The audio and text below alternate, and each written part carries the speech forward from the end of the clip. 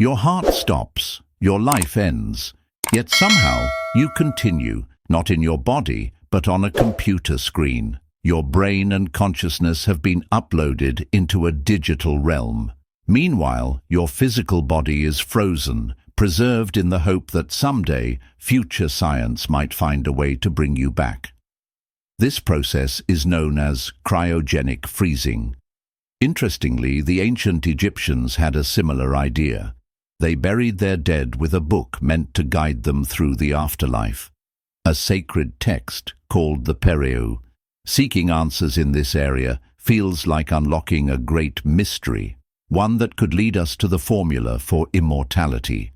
Even the Quran touches on these themes. There's a fascinating website inspired by the Quran that shows how many people die each day. Just imagine, in the span of 15 hours today, approximately 109,000 people will have passed away. By the end of the day, that number will climb to 150,000. Do you know how many people died in 2022? Around 57 million, almost the entire population of a large country. Today we're diving into two powerful topics: groundbreaking scientific research into immortality, a potential immortality formula found in the Quran. You're watching a new and thought-provoking video. Don't forget to like, subscribe, and hit the notification bell so you never miss stories like this. Now, if you're ready, let's begin. Humanity has long been fascinated by the idea of living forever. Across history, people have explored this from every angle. Some efforts seem bizarre, some even humorous, but others are deeply compelling. Modern science is now exploring ideas that once belonged only to myth. We'll talk more about those shortly. But one thing is clear. From the beginning of civilization, the quest for eternal life has always captivated the human imagination. Take, for example, the Epic of Gilgamesh, one of the oldest known stories. After the death of his friend Enkidu, Gilgamesh is overwhelmed by grief. He sets out on a long and dangerous journey to find immortality. He crosses mountains, visits distant lands, yet in the end he returns empty-handed. Immortality eludes him. History also gives us real-world examples. The first emperor of China, Qin Shi Huang, was obsessed with living forever. He gathered alchemists and physicians demanding a solution. They created a potion containing mercury, believing it was the key to eternal life.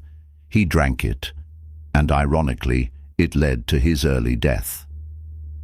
In the 1920s, Russian scientist Alexander Bogdanov conducted blood transfusions in an attempt to reverse aging. Sadly, a mismatched blood type caused his death. Yet another failed pursuit of immortality.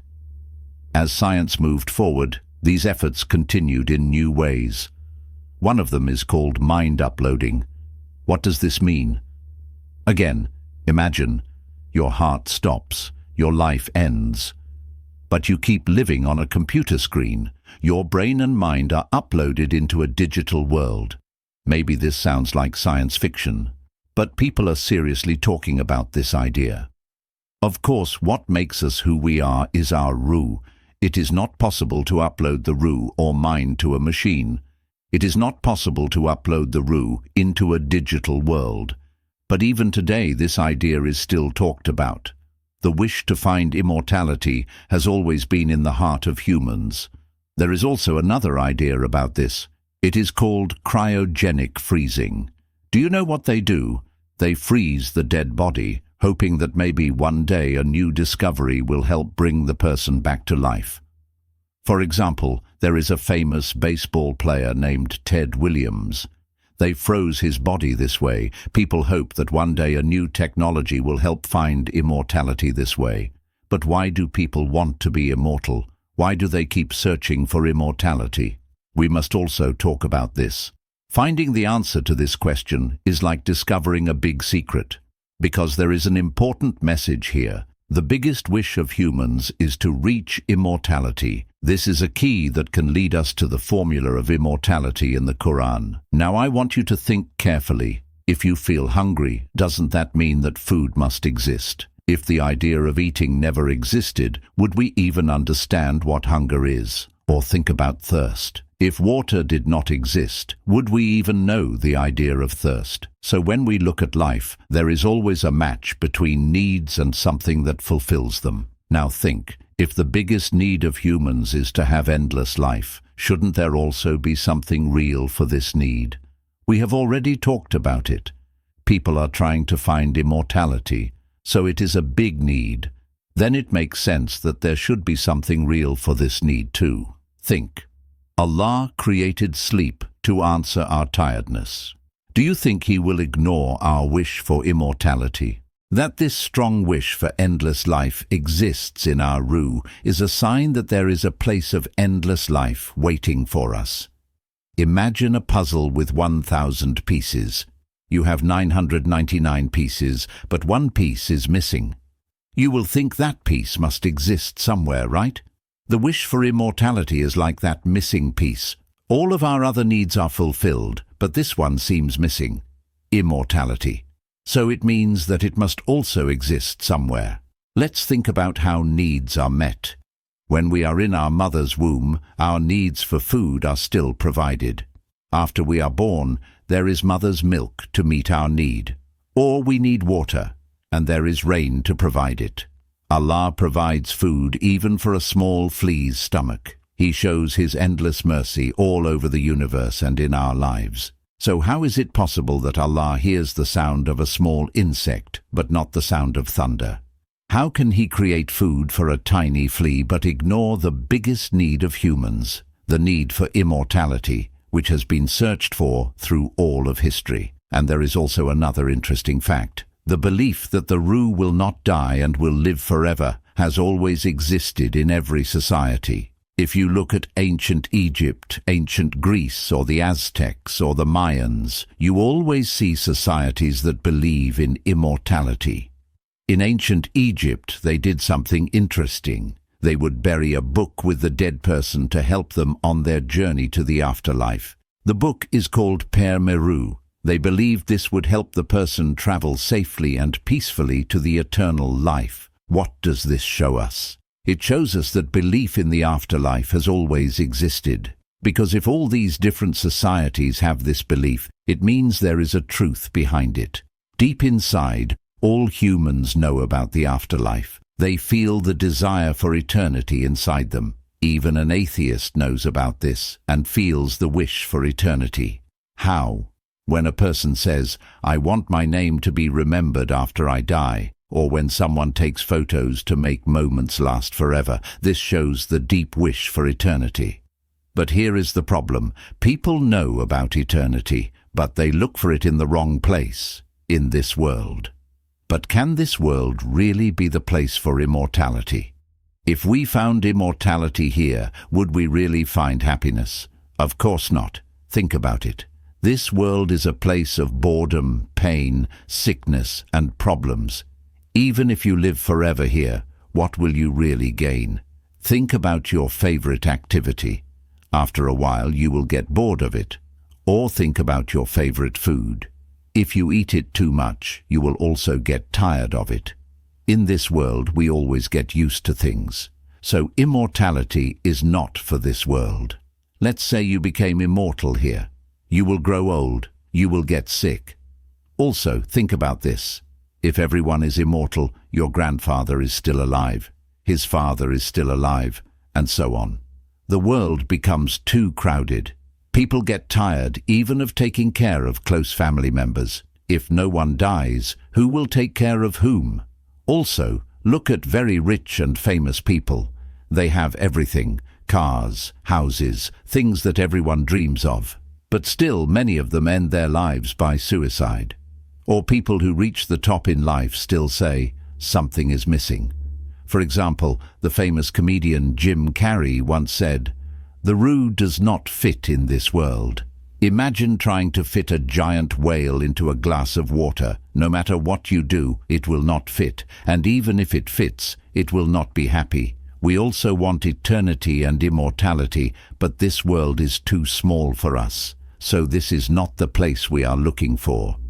In the Quran, Allah promises exactly what you are searching for. He promises a place of endless happiness, no boredom, no sadness, no separation. A life where joys do not fade but keep growing. A paradise with no loss and no goodbyes. He promises a place where you will meet your mother, your friends, and loved ones again, and never be separated. It is not a place where things leave you. It is a place where everything you want is always with you. There is no regret from the past, no fear of the future, no depression, no sadness, no crying. Is it possible that Allah answers the needs of countless creatures every moment, but will not answer the biggest need of His most special servants, the need for eternity? Of course not. The afterlife is not a dream. You can find many signs of it everywhere. One of the biggest and clearest signs is in the names and attributes of Allah. For example, think about this. Isn't Allah endlessly generous and endlessly rich? What do generosity and richness mean? They mean to give, to offer. Imagine a student who wants to give something nice to guests. Maybe he can only offer one glass of tea. Now imagine a very rich man who is very generous. He will offer many nice things to his guests. But if generosity and richness are endless, what does it mean? It means the giving must also be endless. So we can say, yes, since Allah shows His generosity and richness in thousands of ways now, He will surely continue this in an endless place. Think about yourself. Just for the taste of your tongue and the needs of your stomach, hasn't Allah created millions of different foods? You could survive on just spinach, but instead, He gives you millions of choices. Generosity means loving to give. Don't all these blessings clearly show the generosity and richness of Allah? Because Allah's attributes are endless, these blessings are signs that an endless place is waiting for us. Now you may ask, why not here in this world? Because this world is not the right place. The world is temporary, and humans are temporary too. So there are only two options. One, all humans will disappear, and all blessings will stop. The strong wish for eternity in the human heart will get a strong no. But then what about all these signs of mercy and blessings until now? They would be wasted. This is not possible. Because if we are going to nothingness, then we must say Allah's mercy and generosity will stop, and this is impossible. Everywhere is full of signs showing otherwise. The second option is this. Allah has created an endless paradise, and He will send us there. In that paradise, Allah will continue to show His endless generosity and endless mercy. Also, Allah is full of wisdom in everything He does. He chooses what is the best and most useful. You can see this in everything, from the jobs of our organs to the special abilities given to all living things, or even when you look at the planets and how they move perfectly. In everything, there is wisdom, benefit, and purpose. What does this show? It shows that Allah is Hakim, so everything He does has purpose and wisdom. Then sending humans to this world to live for a short time and then die cannot be pointless. There must be a purpose. This world is like a school, and death is like graduation. The purpose of opening a school is to have students graduate. So, since Allah does everything with wisdom, would He ever make this system for nothing? Of course not. This shows that the existence of the afterlife is very clear. Also, think about this. Since Allah has endless power, is it hard for Him to create a new place, paradise? It sounds strange to even ask this question. Why? Because Allah has endless power. Can there be any limit for Him? And think about this logic. What is harder to do, something for the first time or the second time? Usually the first time is harder, but Allah already created this world, something from nothing, so why should creating a new world be seen as difficult? And Allah's power is endless. For Him, creating a new world is perfectly easy. Think about it. To ask, can Allah bring back the dead? Can He create a new place? To the one who creates everything from nothing, Does that even make sense? There is a very beautiful saying that explains this well. If he did not want to give, he would not make you want it. This is written in Risale-i-Nur. Let's finish this video with that idea. Maybe the real question is not about finding immortality, but about understanding why you want immortality.